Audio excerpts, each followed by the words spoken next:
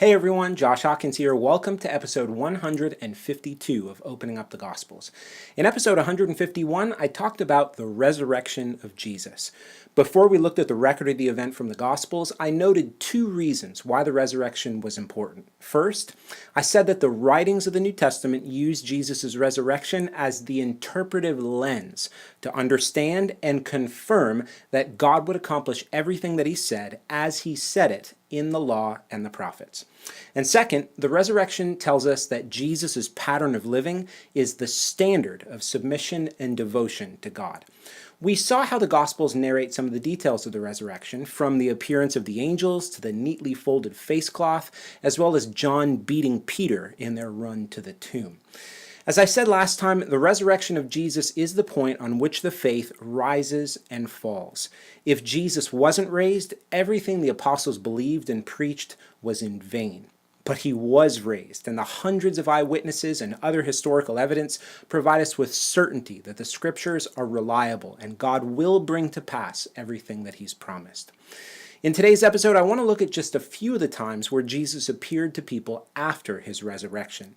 These passages are just incredible, and they reveal Jesus' merciful, tender heart so much. So let's start today in John 20. But Mary stood weeping outside the tomb, and as she wept, she stooped to look into the tomb. And she saw two angels in white sitting where the body of Jesus had lain, one on the head and one at the feet. They said to her, "Woman, why are you weeping?" She said to them, "They have taken away my Lord, and I do not know where they have laid him." Having said this, she turned around and saw Jesus standing, but she did not know that it was Jesus.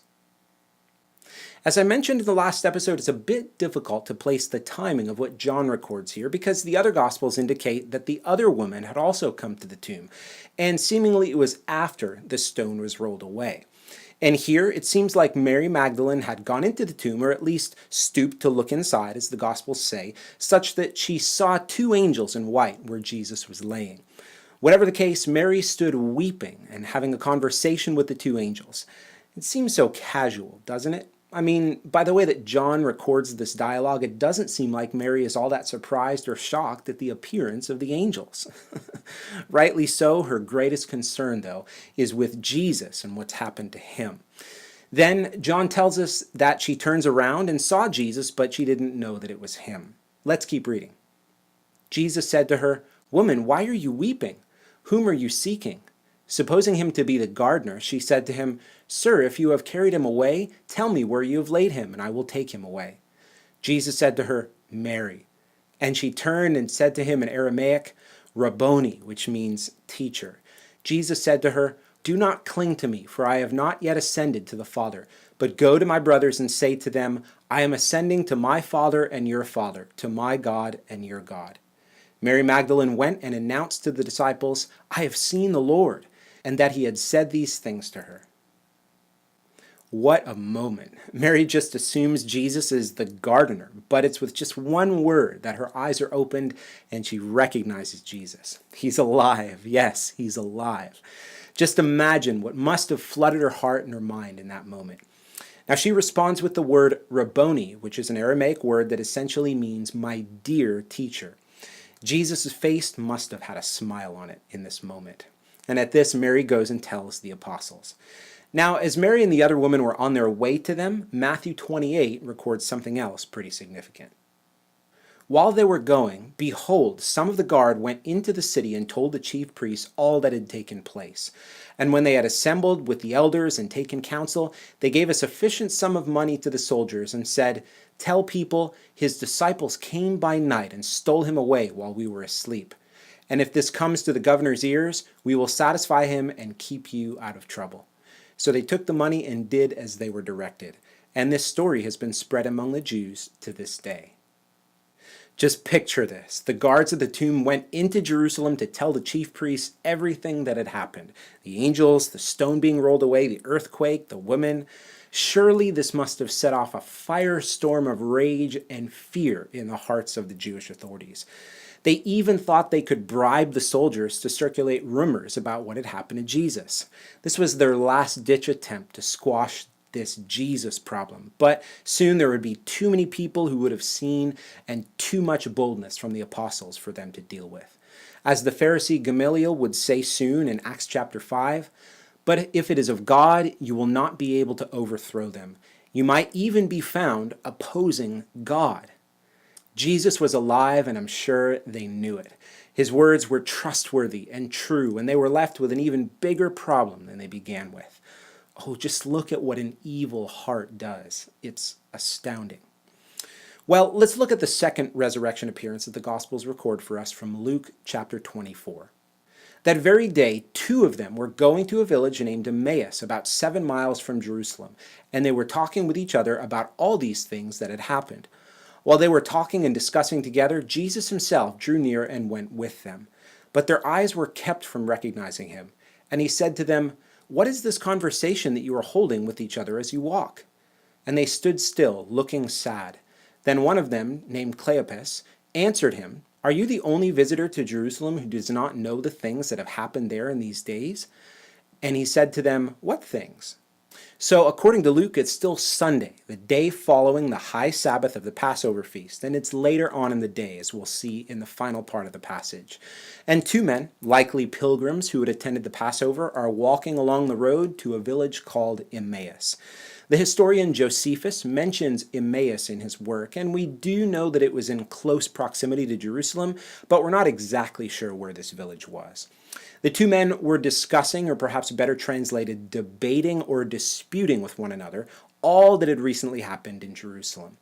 And it's in this moment that Jesus comes near them and just casually asks them about what they were having a heated discussion over. So they stop walking and they have a remorseful appearance. Now Luke records the name of one of them, Cleopas, and it's pretty amazing to think about why Luke probably mentions him by name. As I've said before, many of the named people in the Gospels, in instances like this, are seen by historians and scholars as a reliable source of eyewitness testimony. Just imagine being able to go up to Cleopas as someone known in the early days of the church after Jesus' ascension and asking him about his conversation with Jesus. That would be awesome, right? Wow. Well, let's read a little bit more in Luke 24. And he said to them, "What things?" And they said to him, "Concerning Jesus of Nazareth, a man who is a prophet, mighty in deed and word before God and all the people, and how our chief priests and rulers delivered him up to be condemned to death and crucified him. But we had hoped that he was the one to redeem Israel. Yes, and besides all this, it is now the 3rd day since these things happened. Moreover, some women of our company amazed us. They were at the tomb early in the morning, and when they did not find his body, they came back saying that they had even seen a vision of angels who said that he was alive. Some of those who were with us went to the tomb and found it just as the woman had said, but him they did not see." So Cleopas essentially tells the story of Jesus' last few days here, but there's one thing in particular that I want to highlight. He says, "We had hoped that he was the one to redeem Israel." They had heard about and even perhaps witnessed themselves some of the words and deeds of Jesus during his 2-year ministry. And because of that, they had hoped that after over 400 years of silence from Israel's prophets, that Jesus was that prophet like Moses that was spoken about back in Deuteronomy 18, whom Israel would listen to and who would speak the very words of God. They had hoped that Jesus was the promised king from David's line, who would fulfill God's promises to the nation, defeating their enemies and reigning on David's throne forever. They had hoped that Jerusalem would be restored and all the nations would flow to Mount Zion to learn the ways of God and be discipled. This is what Moses and the prophets spoke about, and this is what Israel was expecting from Jesus. Now, as I've said many times throughout this series, Jesus didn't redefine or reimagine these expectations through his ministry or his parables or his miracles. The rest of the New Testament makes clear that Jesus confirmed that these things would come to pass as they had been spoken, and that he would be the one to do them. That's made clear in the next part of the passage, so let's keep reading.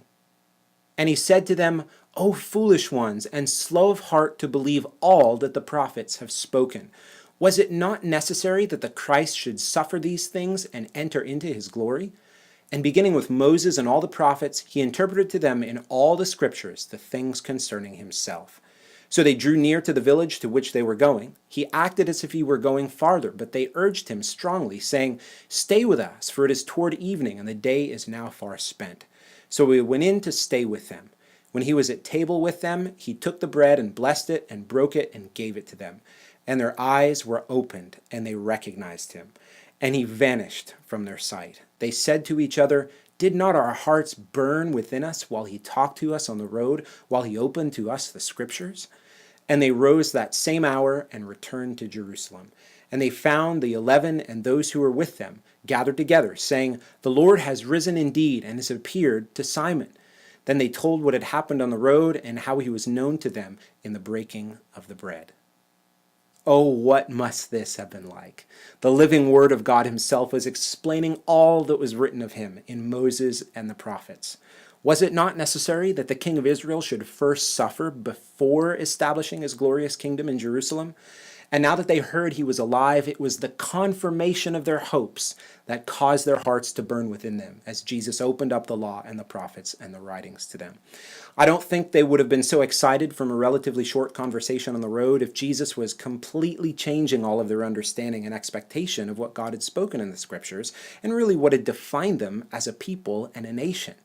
So this is why they returned to Jerusalem at that same hour and found the 11 apostles and all those gathered with them, eager to tell them everything that Jesus had said. Well, in the next episode, I'll look at several more of Jesus' post-resurrection appearances. In the meantime, you can find all the past episodes in this series on my website, www.joshuahawkins.com/gospels. God bless. See you next time.